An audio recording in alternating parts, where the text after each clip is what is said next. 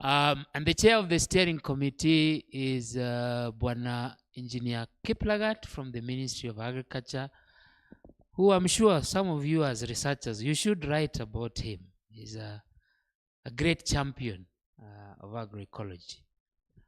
And then we have the secretariat. Our secretariat is at the Ministry of Agriculture again. And this was a deliberate decision that we made because we knew that for us to bring about the changes that we wanted to make, we needed to work very closely with the ministry and the government. And that's why we decided to have our secretariat at the Ministry of Agriculture. And then we operate through these 5 thematic working groups. There used to be 7. We have reduced them into 5. So policy and law, very straightforward, just looking at. So these thematic working groups are like think tanks. We call them think tanks. They analyze issues related to their thematic area, identify gaps, problems, challenges, and then give us some ideas of solutions so that we are not just a talk shop. Talking is good, dialogue is good, but we also try to do something. So they come up with solutions. So there's policy and law thematic working group, and I want to mention those who are heading these thematic working groups so you see the diversity of our membership. So policy and law is represented by Pelham Kenya, who are the main organizers of this second National Agroecology Symposium. And then we have Biosafety, GMOs, and Seed Sovereignty thematic working group dealing with all those issues, indigenous seeds, GMOs, very topical and relevant issues to agroecological transformation. And that thematic working group is led by BIBA Kenya and the Seed Savers Network. And then we have principles, practices, knowledge management, and climate change. This is the TWG that helps us with, sharing information around practices, knowledge, products. How do we utilize knowledge to be able to bring out the transformation? This used to be led by IUCN, which was leading this. Currently, it is led by ICASA. How many of you know ICASA in full?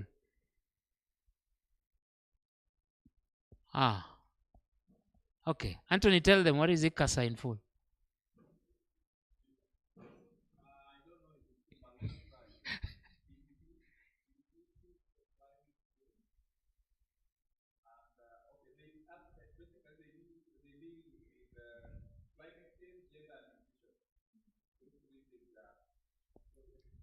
Perfect. And then we have county engagement, which, like I mentioned, is led by Juma Mohammed.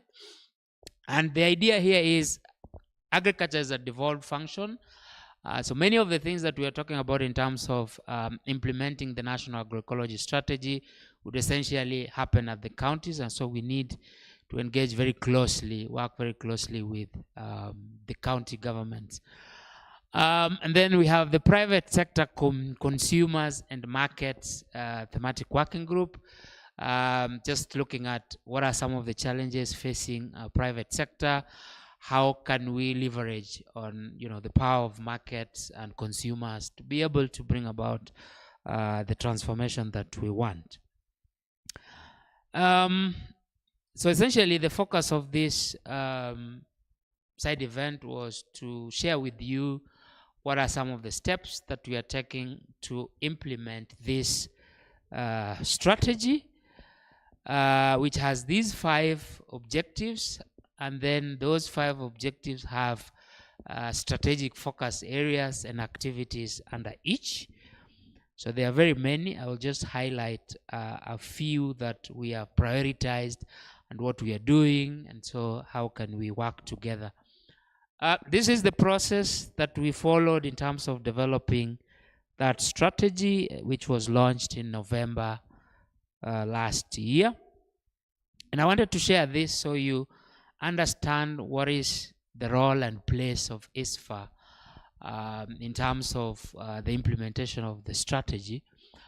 So this is the coordination and institutional setup for the implementation of the National Agroecology Strategy. At the top, we have the Agroecology Summit, which is made up of PSS. Those who are Kenyan know what PSS, permanent secretaries of the different ministries of agriculture, livestock, fisheries, health, cooperatives, environment, health, education, water, irrigation, national treasury, committee of the COG. What is the COG? The Council of Governors, representatives of National Farmers Association, and also representative of ISFAA. So that is sort of the highest decision-making level when it comes to the implementation of this strategy. And then we have the Council of Governors, the JASCOM, and then we have the Agroecology Secretariat, and ISFAA. And ISFAA is also acting as the secretariat for this. And then at the center here, we have the National Technical Committee on Agroecology. And then we have at the county level, the CASCOMs, and so on. So ISFAA is the one that sort of links these non-state actors with the government. We act as the convener. And then at the county level, we have these technical line departments, value chain associations, and the different value chain actors. So it is important to understand this because this is how the strategy is to be implemented. So what are some of the steps that as ISFAA we have taken? And those who are in the plenary probably already got a gist of this. The M&E framework, monitoring, evaluation, and reporting is mentioned in the strategy as critical for these many reasons. So we have taken the initiative to begin the process of coming up with that M&E framework. And we are lucky that C4 Aircraft stepped in and is supporting this process. So in January, we had this workshop to develop the M&E framework. This was the initial workshop that we had. So we just went through some of the issues that needs to be addressed, and also we came up with a roadmap. And one of the things that happened then was that FAO was represented, and they had indicated that they were having discussions with Tanzania to undertake a national survey using the TAPE tool in Tanzania. So for those who don't know, TAPE is the tool for agroecology performance evaluation. And you know, when you love your country, sometimes when you see something is going to another country that we also love very much, you say, well, we want this as well. So we managed to convince FAO to bring it to us. We are not saying that we took what belonged to Tanzania.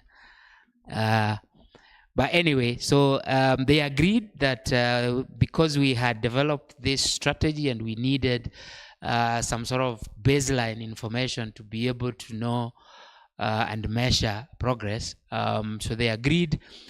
So essentially, FAO is going to support us to undertake this TAPE assessment for the entire country, what they are calling TAPE Plus, which will help us know what is the baseline in terms of the various indicators under the TAPE.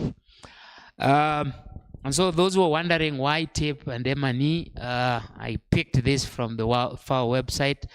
One of the benefits of using TAPE is that it can support the design, monitoring, and evaluation.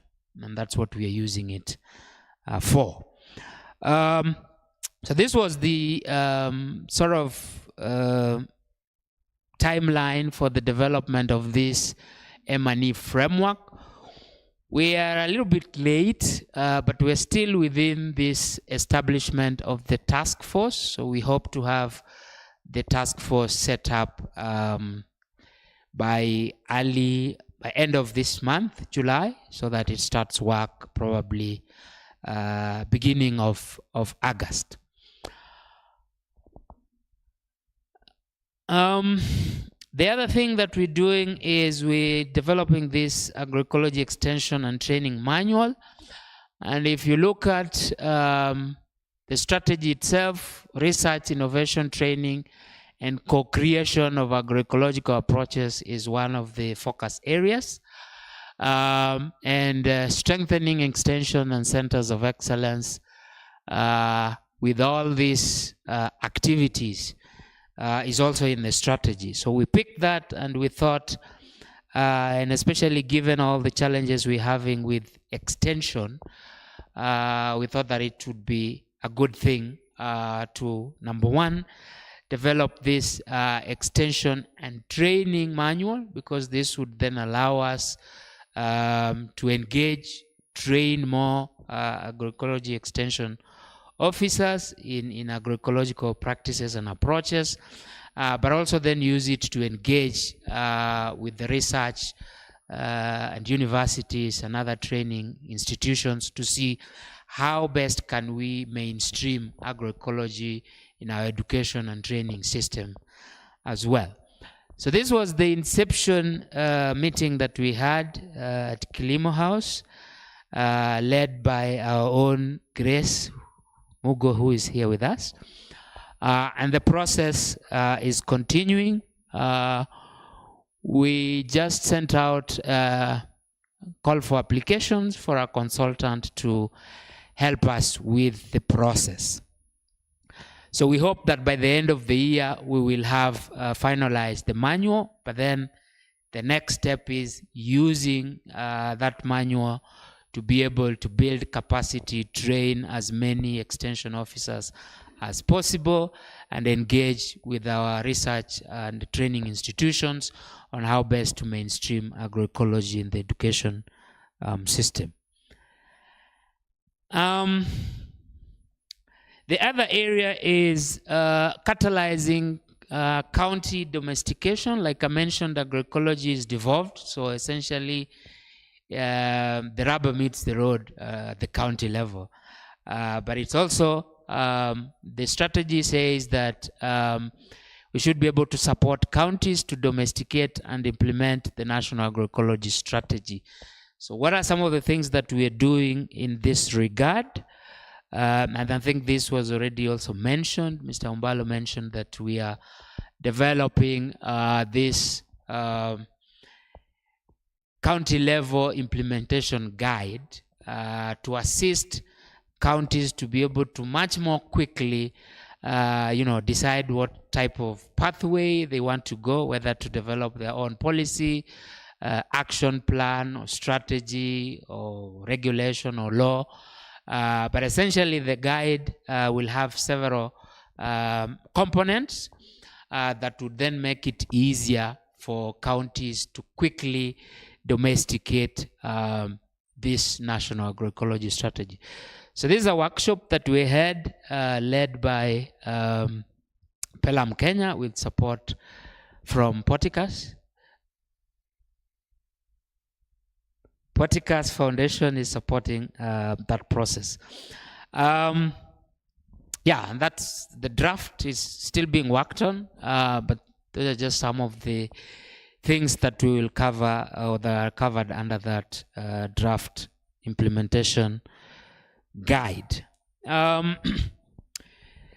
other thing that we are looking at as ISFAA is how do we support private sector innovators to be able to,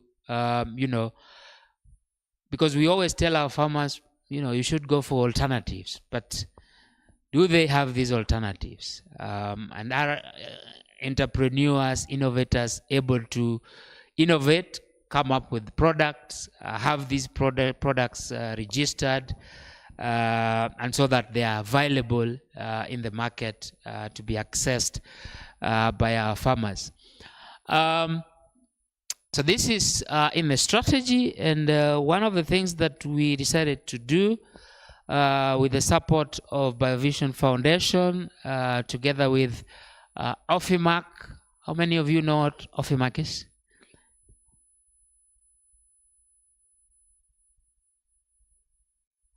Gitai, tell them who Ofimac are.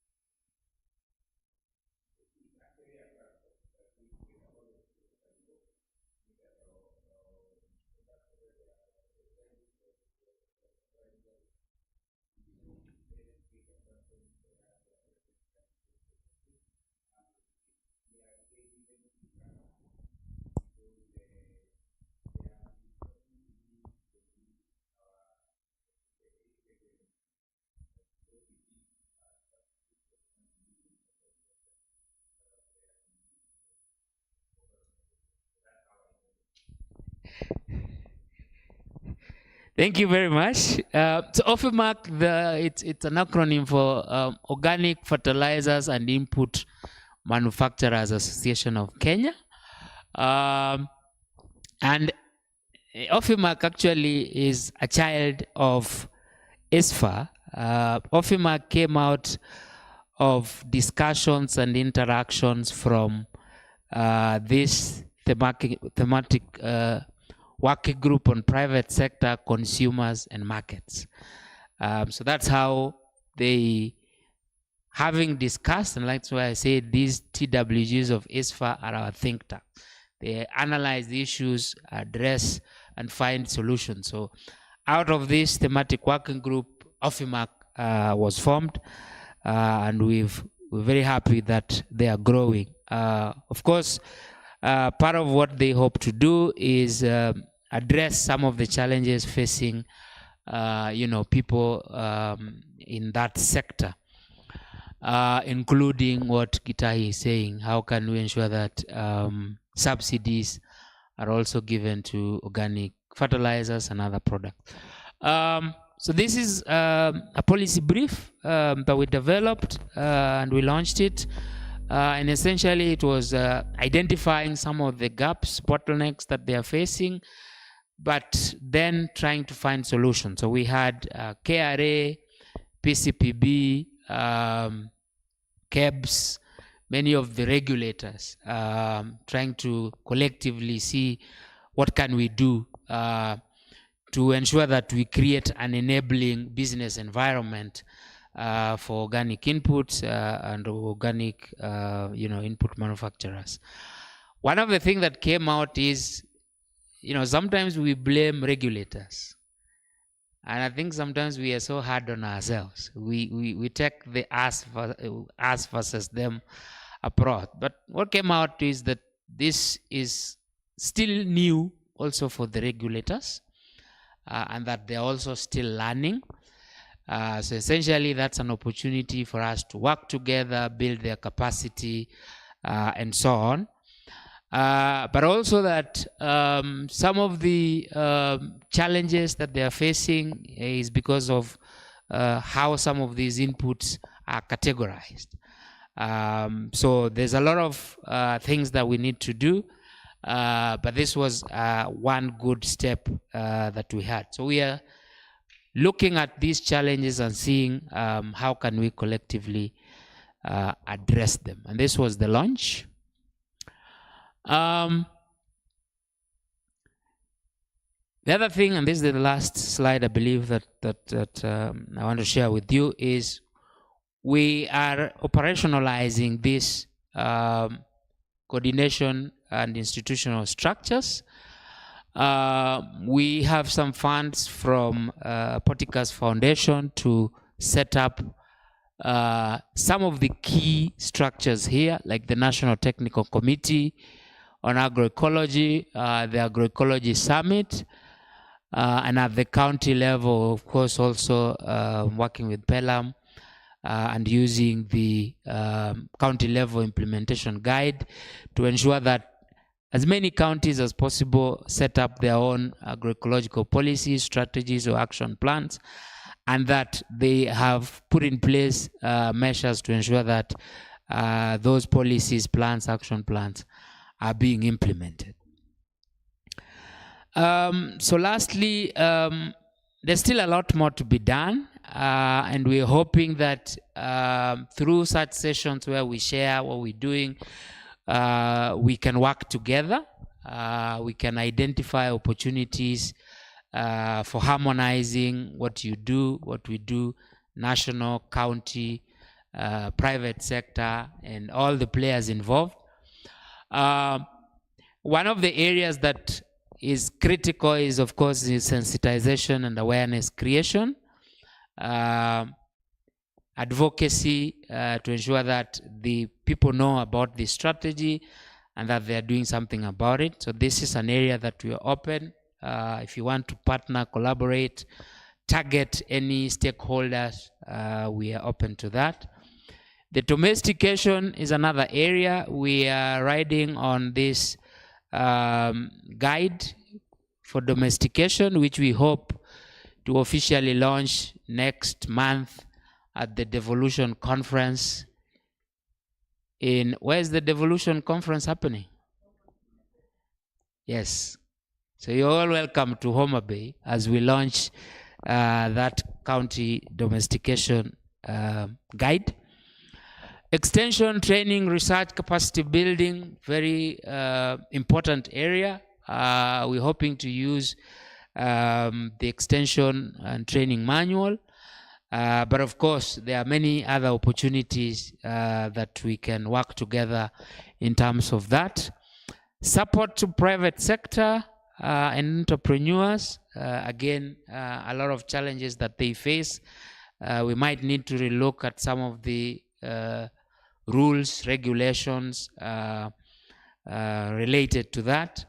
The M&E framework already mentioned. We are forming the task force to ensure that we have indicators that are responsive to what people need, but also that we harmonize indicators and we ensure that from the county, national, and even international levels, those indicators are harmonized, and that we're able to collect data and use that data to monitor progress of implementing the strategy. The elephant, of course, in the room is always resources. So we're trying to mobilize resources, but resources are never enough.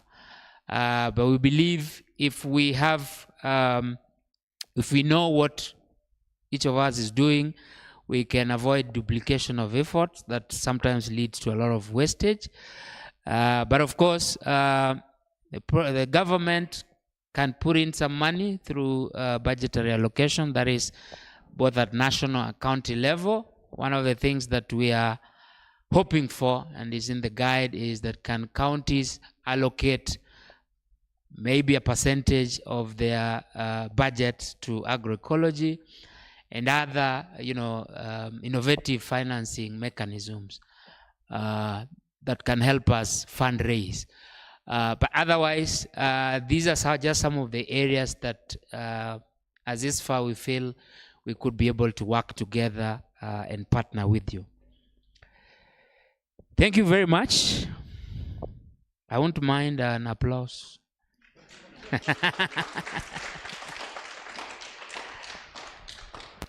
Because of time, we will have questions at the end. So allow me to invite, is there someone from C4 Aircraft? No? BioVision? Yes, Venantia, to share with us what you're doing in terms of implementing the strategy. Pigeni makofi ya shikamu.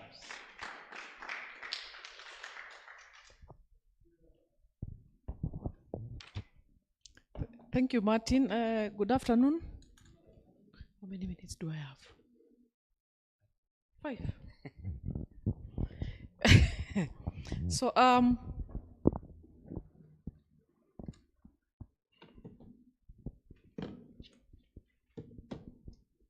do I present or I just talk? Is there time for presentation? For a presentation?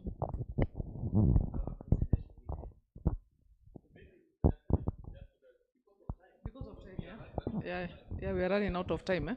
So let me not present to you, but I hope some of you were in our side event yesterday, so you were able to see the work we are doing, the NAS at the county level. So for us at Biovision Africa Trust, and of course being part of ISFAA, we have, there's a study we have done recently, and that is what I want to talk about. So this study, we have, it's a study that is looking at understanding the status and the readiness of the counties in terms of integrating agroecology. So we did in 16 counties. We tried as much as possible to spread out in the non-ASALs and the ASALs, but I realized we did not get to the arids, to the very much what we would refer to as the arids. So the study was done in 16 counties, just basically to get to understand the status and readiness of these counties in terms of integrating agroecology. We know counties are in different stages in this sector of agroecology. And also the study analyzed the limitations. What are the limitations? What are the barriers? Why are they moving as basically as would expect them to move? And also it looked at, it gave recommendations on how we can address these barriers. So some of the counties that the study did work on were counties like Nyandarua, Kiambu, Murang'a, kind of balancing the counties that are doing something and those that are not doing something, maybe like Kitui, that the counties that are starting like Tharaka Nithi and such kind of counties, Pokot, like Laikipia and such. So the study also looked at, like for instance, which counties have agroecology policies or strategies, and it depicts that we have two. We have Murang'a. I think we know Murang'a, they're already actually implementing. And then Vihiga recently also launched his agroecology. Is it a strategy or a policy? A policy, yeah.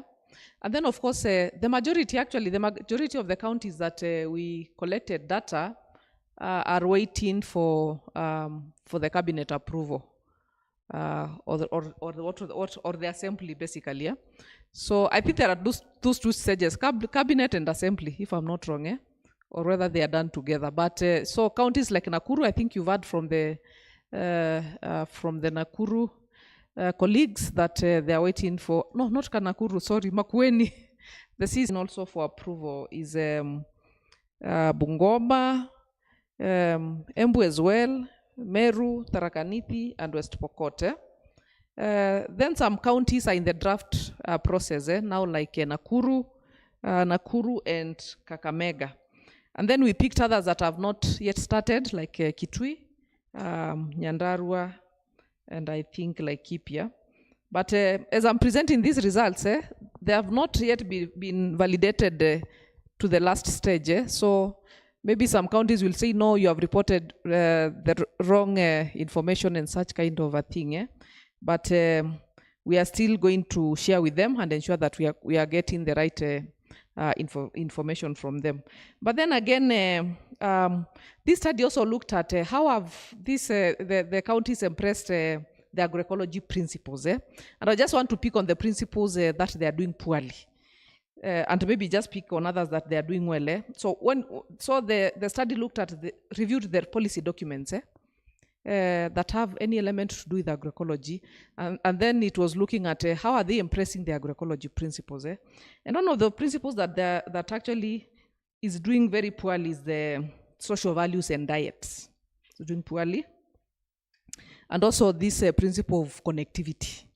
But then again, and also input reduction, and you know, input reduction is the main thing with agroecology, because we want to see how we can actually improve the soil health. but that is doing poorly. But from the policies, the counties are doing very well in recycling, in this principle of recycling, and land and natural resource governance, connectivity as well. So I'm told I have 5 minutes. So, but then also we sought to understand what are the limitations. So I'll just take you through the limitations that we are picking. And one has already been picked by Martin. The low financial ability or allocation basically at the county level. So they are struggling, most of them are struggling because they don't have finances to start this work. And also we are picking a lot of under market. The markets are not developed. The market infrastructures at the county level, the agroecology markets, the organic markets, they are not developed. And you see, for you to motivate even farmers to produce, they need to see markets. So we don't have markets at the counties. And also weak environmental tracking systems. So the study is also picking that the data collection in these key elements of agroecology is missing. Like if you wanted to understand the soil health status in these counties, water quality, biodiversity aspects, there is no data. So the counties are not having that data. So this is a study that we can share with you. We'll share with the PELAM so that they can share with everyone in terms of supporting the counties to integrate. Thank you very much. That is my brief from BioVision.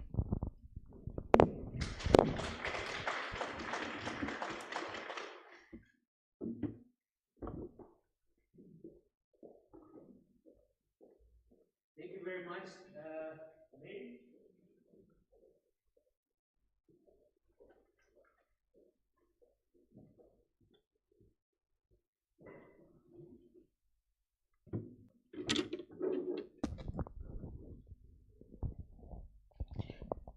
Okay, good afternoon.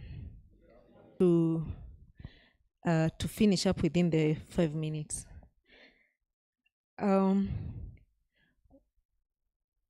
Kenya is taking lead in dissemination of the National Agroecology Strategy, but one of the very initial in collaboration with the together with ISFAA, another partner, is the development of the county guide for the domestication of the National Agroecology Strategy.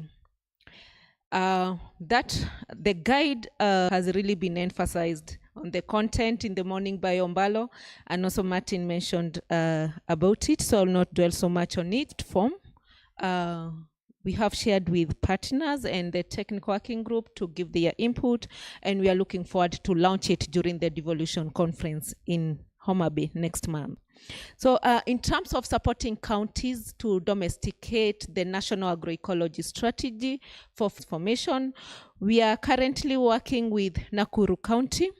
Makueni County, the process has been finalized. They are waiting for the assembly, the cabinet and assembly approval. And we'll be working with Trans Nzoia County and Laikipia County. And we also have so many counties that have expressed interest to domesticate the National Agroecology Strategy. Well, we may not be in a position to support all of them, but we are working with other partners who are also supporting different counties and trying to discuss with counties how else can we mobilize the resources, initiate the process as we look maybe for big or huge fundings, but at the same time, we start the process. So we also have Turkana County who have expressed interest, and we have commitment from Global Alliance for Future for Food to support Turkana County as one of the northern frontier counties that can also show the counties within the northern area that yes, agroecology can also work in this county. We have Kilifi County that have expressed interest. We are in discussion with partners. How else do we also support the counties that are in the coastal region to also implement agroecology and domesticate the national agroecology strategies?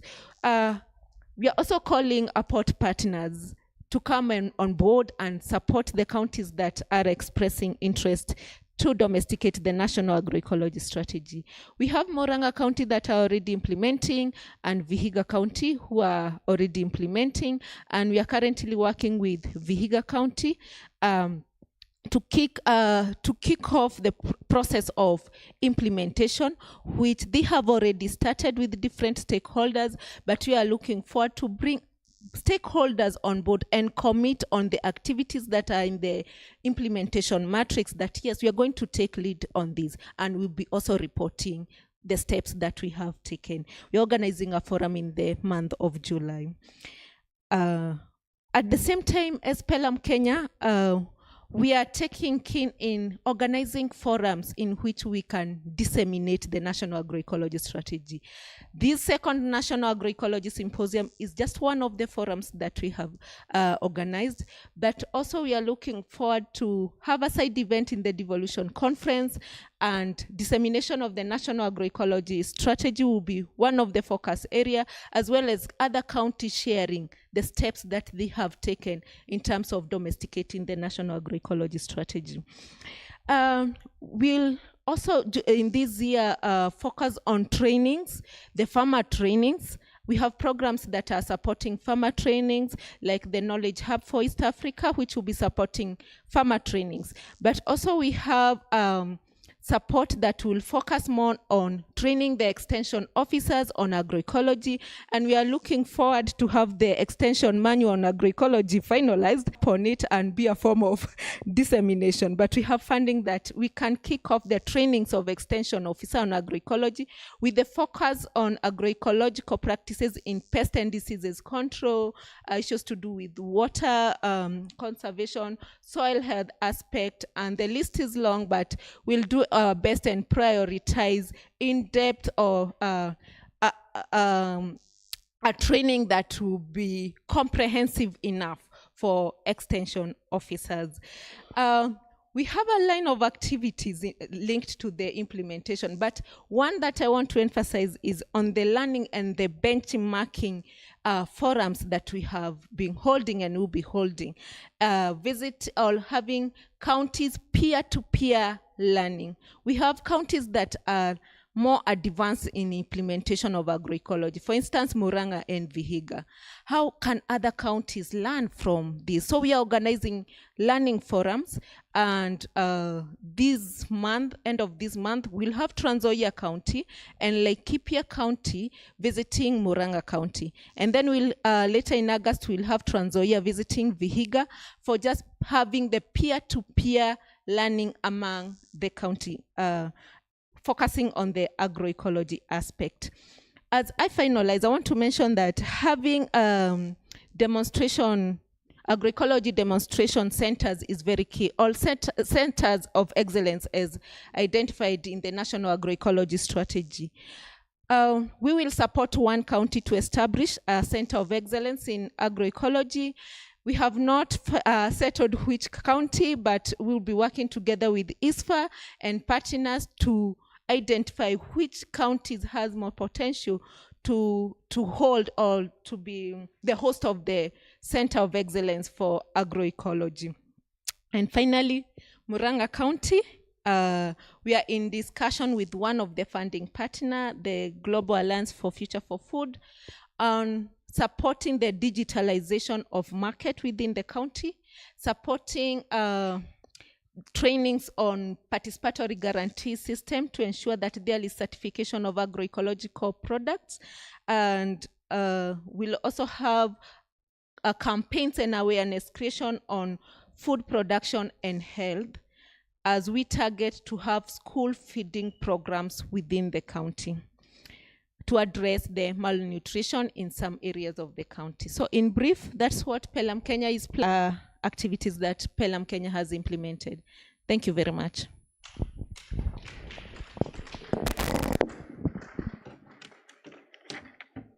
Thank you very much, Mary. You see the way Pelham is doing a lot of things. Yeah, you wouldn't know if you didn't come for this side event. Allow me, because of time, to introduce our guest from the ministry, Madam Grace Mugo, to tell us more about what the government, the ministry is doing, before we open it up for very few questions, because I'm told we are wanted back in plenary. Makofi kwake.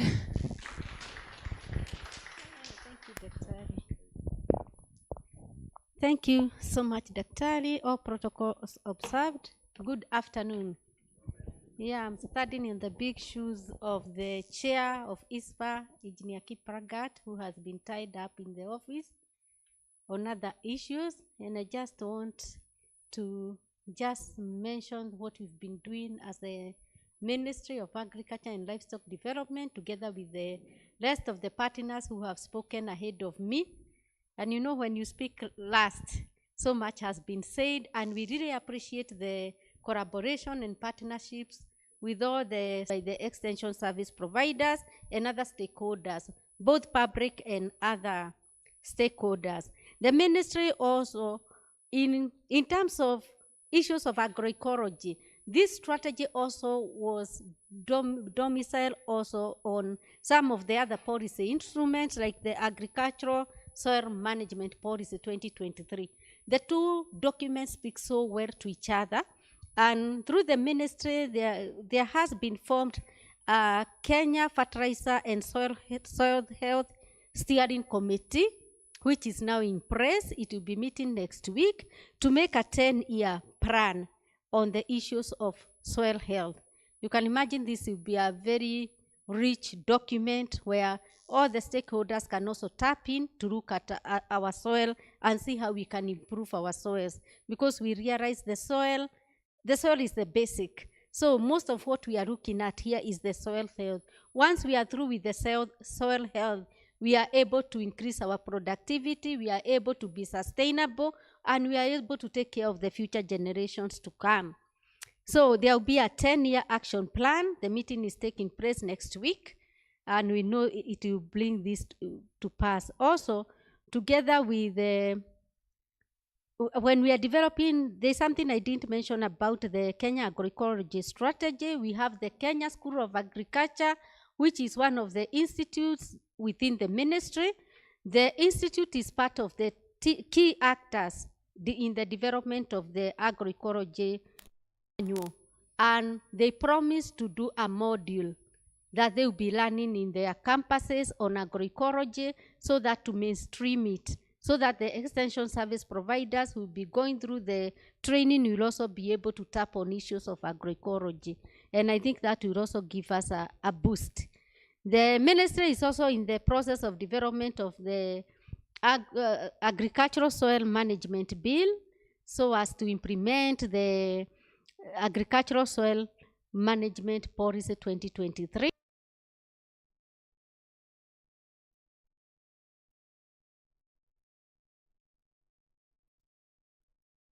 Strategy was mainly also borrowed from the policy document. In line with this, we know that agroecology is about climate resilience. So the ministry, together with CARO and other like-minded partners and our Kenya Met department, we are also developing the climate risk management for agriculture extension handbook. You realize issues of climate change have been a key issue affecting our productivity. So we want to come up with this extension, agricultural risk management, and the training material in line with this. This will help the extension service providers in terms of being able to use the climate information and be able to interpret the climate information and ensure that they make the right decisions and they inform farmers accordingly. The manual will also be linked with some of the e-platforms within the ministry, like the CAOP, that is the Kenya Agricultural Observatory platform. I think if you go online, you can get into it. You are able to download weather information, maybe even hourly, daily, or even weekly, or even monthly. The climate information is very important because it will be informing the processes happening in the farm, linked to some of these forms within the ministry. In the department, we are also having a soil health management and productivity for an access to renewable energy project. In this project, we have already done a baseline survey focusing mainly in the maize growing areas, Mainly this, we chose some of the counties like Nakuru, Trans Nzoia, Uasin Gishu, Kakamega, Bungoma, Narok, and Nandi, just to start with. And a baseline survey was carried out.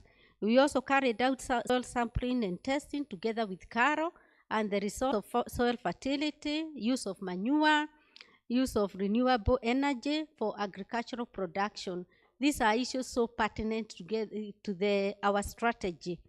And also in the department, we also do a lot of research, extension, farmer linkages.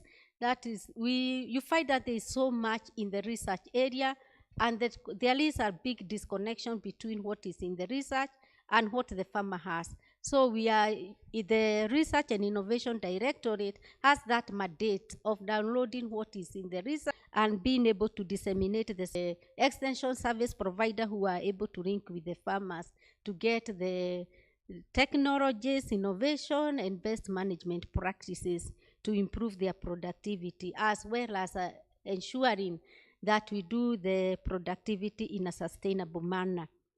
Finally, there are policy reforms, as our senior had talked about during the policy session. The national seed policy is being reviewed so as to be more inclusive, especially for our seed system, the farmer managed seed system, the informal and the formal seed system.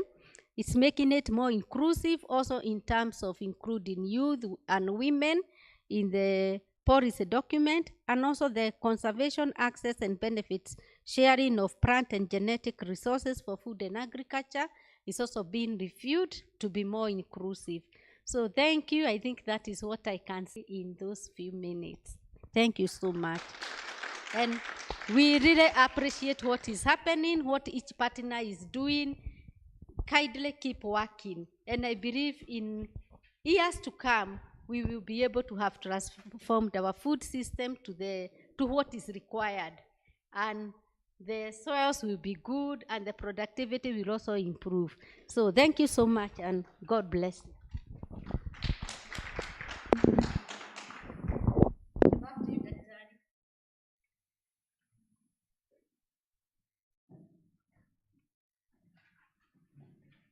Thank you very much. The timekeeper is here. Tell them what you are telling. Yes, I know we are having hi. My name is Alice Rito. I'm the timekeeper for this.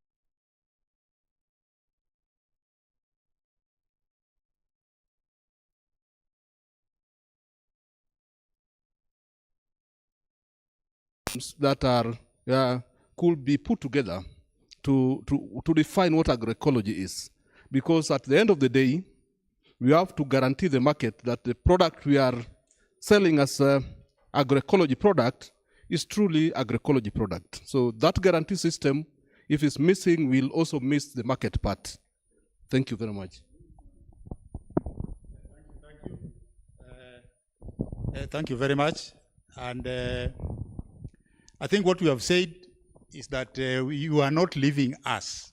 Those who develop the strategy, we are continuing together. That's why all this was made, the preparedness. We of course develop the strategies. Then now the governance structures of how to implement those strategies from the national to the county. Then of course the money, that how will we measure where we are going? And how can we do corrective actions? And of course the information, the manuals. Most of us who are now currently promoting agroecology, we were trained through the conventional. So, and the people in the field are still conventional.